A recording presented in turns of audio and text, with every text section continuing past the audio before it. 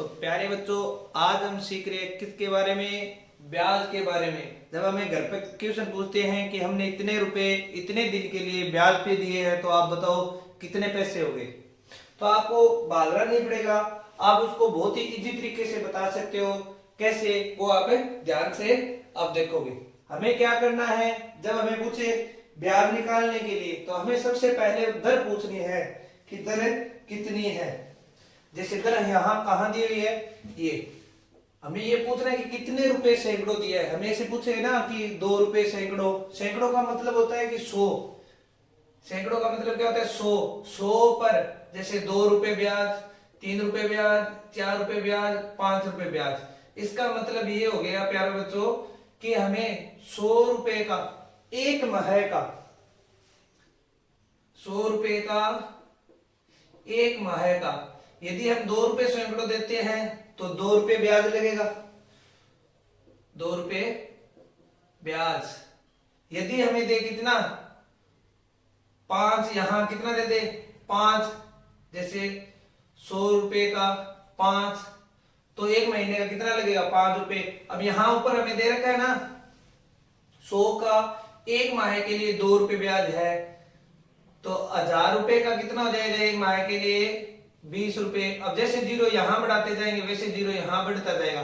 जैसे 10,000 के लिए कितना हो गया? 200 रुपए। एक महीने के लिए यदि 2 रुपए सैकड़ों हम ब्याज लेते हैं तो 10,000 का कितना हो जाएगा? 200 रुपए। यदि हम किसी से 10,000 रुपए ले रहे हैं तो हमें एक महीने के बाद उसे 10,200 रुपए लौटाने होंगे।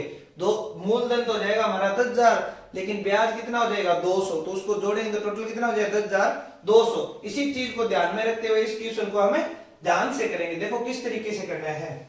यहां हमें दे रखा है 12,000 रुपए। कितनी प्रतिशत दर से? 3% से। अब प्रतिशत का चिन्ह हटाएंगे तो बट्टे में क्या आ जाएगा? 100 आ जाएगा।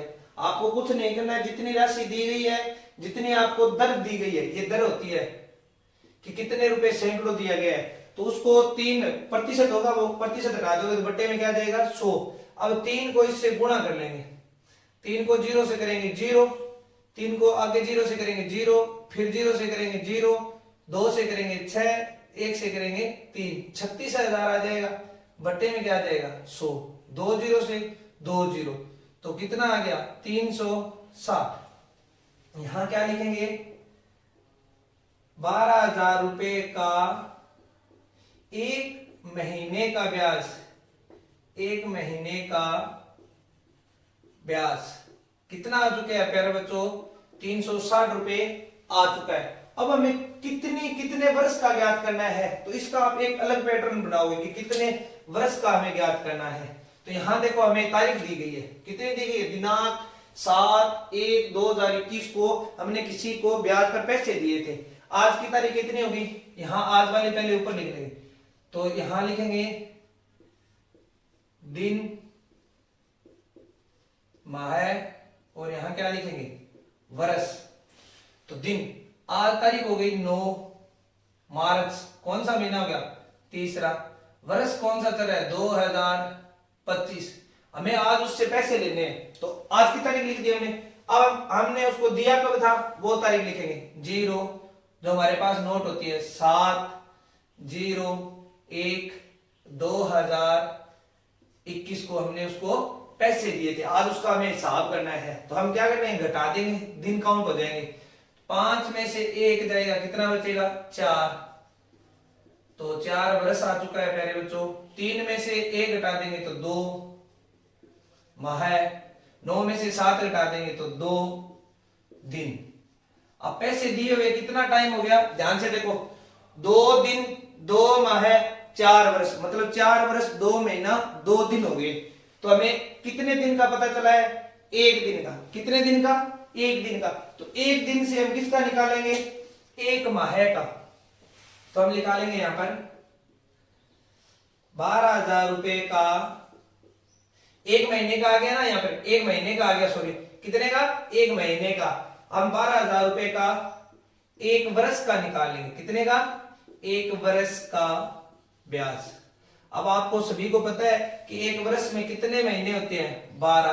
जो हमें दिया गया उसको हम किससे गुणा कर देंगे, 360 से गुणा करो प्यारे बच्चों। 12 को 0 से करेंगे 0, 12 का पढ़ा 6 तक पढ़ेंगे, 12 12 1 24 12 36 12 48 12 60 12 छिकी 72, कितना आ जाएगा 2, आंसर कितने लग जाएगी 7, 12 12 1 24 12 36 36 और 7 कितना हो जाएगा 43, कितना हो जाएगा 43, तो कितना आ जाएगा 4332। हम दोबारा कर रहे हैं एक बार, 12 का 0 से करेंगे 0, 12 का 6 से करेंगे 12 12 1 24 12 36 12 48 12 60 12 छिकी 72, 72 का 2 7 आंसर लेती, 12 12 24 12 36, 36 में 7 ऐड कर लेंगे, कितना आ जाएगा 43 आ जाएगा। तो हमारा ये बिल्कुल राइट है। तो हमने कितने का निकाल लिया है, 1 वर्ष का। यहां ध्यान दो, 1 महीने का आ चुका है, 1 वर्ष का आ चुका है, लेकिन किसका नहीं है अभी, दिन का। तो अब यहां पर हम निकालेंगे 1 दिन का। तो 12,000 रुपए का 1 दिन का ब्याज। अब देखो 1 महीने का 360 है, तो महीने में दिन कितने होते हैं 30, 0 से 0 का 3 से 36 को काट ले, 12 12 12 24 12 36, तो 12 रुपए आ जाएगा। क्या आ जाएगा 12 रुपए, ये रुपए और 12 रुपए। अब हम इसको बहुत ही आसान तरीके से कर लेंगे। हमें कितने वर्ष दिए गए हैं, 4 वर्ष। कितने वर्ष, 4 वर्ष। तो वर्ष वाला निकालेंगे, 1 वर्ष का कितना है 4320, तो यहां पर लिखेंगे 4320, तो कितना आ जाएगा, 4 को 0 से करेंगे 0, 4 को 2 से करेंगे 8, 4 को 3 से करेंगे 12, 4 को 4 से करेंगे 16 और 1 है 17, कितना आ गया है 17,280, कितना आ गया है 17,280। फिर हम किसका निकालेंगे, इसके बाद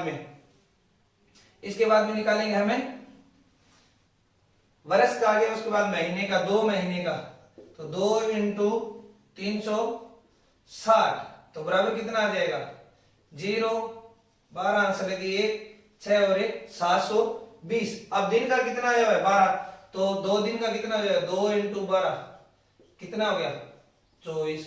अब हम जोड़ देंगे, इसके नीचे लिखे 720 और 24, 4 10 से 2 12 आंसर लगी 1, 9 और 1 10 आंसर लगी 1, 7 और 1 8 और 1 आंसर लगी 18, तो 18,024, 18,024 हमारा क्या आ चुका है ब्याज।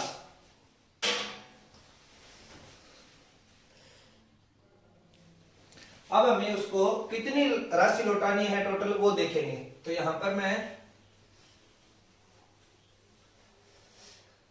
देखो उसको कितने रुपए दिए हुए थे 12,000 रुपए, ये तो उसका मूलधन था, मतलब ये तो उसको दिए हुआ था। अब ब्याज कितना आ गया अपना, ब्याज हो गया 18,024 रुपए, ये टोटल जोड़ लेंगे 4 2 0 0 ऐसे लगी 1, तो 30,024 रुपए उसे हमें लौटाने होंगे। ये क्या हो गया ब्याज ज्ञात करना हो गया।